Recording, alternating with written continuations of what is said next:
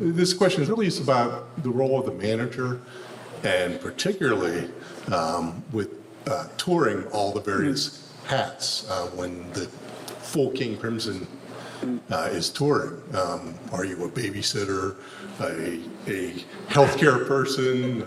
Well, I'd never been a manager of a live band before this King Crimson. It's not a role that I wanted. It's not a role I would recommend to anyone. How did it come about, David? So I've been Robert's business partner ever since 1992. And King Crimson, New King Crimson was out touring. It had been touring in 2014. At the beginning of 2015, I became aware that there were certain anomalies in the way that the band was being handled, live band was being handled. So I went to see Robert at his home, sat in his kitchen that you've now all seen on the videos.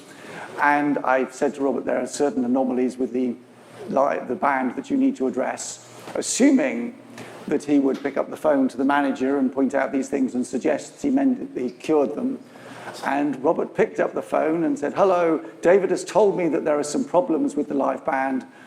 David is now the manager. This did not give me the chance to duck and suggest that this was not a job that I wanted. And being a manager is a cross between being an accountant and a social worker. And I will point out that if you do the accountancy well, the social working is much easier. The condition when I took it on was that we kept the same tour manager, because I said I don't want to start from scratch. They'd had a tour manager who'd been doing that role who was very good at it. So the day-to-day logistics are handled by a tour manager. So mostly your role is larger than that to foresee and plan around that. But yes, it's social working and accountancy. Really, that's... I've looked on management as having three primary functions. The first is business management. In this, David is superb. There have been other managers in my life, not so much. So, a very simple example. If you're doing a 3-month tour, your manager needs a power of attorney so that your services, bills, your water, electricity, rent, mortgage, whatever, can be paid while you're on the road. This means you really have to be able to trust your manager. So that is still my primary interest in management, that I can put my attention on music, knowing that my business affairs are being protected. Secondly, there is an area of management which recommends to the artist the people they should be working with, the other artists, the producers, the engineers. In other words, they're part of the creative life of the artist. I've never needed that. I'm fine without the advice.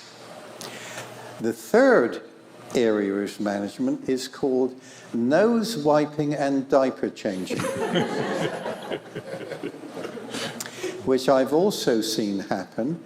And the context in where I saw it happen primarily was a form of control over a very famous artist you will know, so that they became utterly unable to function in their life in a very basic way. So of those three available areas, the only one primarily for me is the first. However, David is very different. David can also give me creative insights and advice into how, what, and why, because he's the first manager I've worked with that is himself an artist. Very interesting. Thank you. Thank you.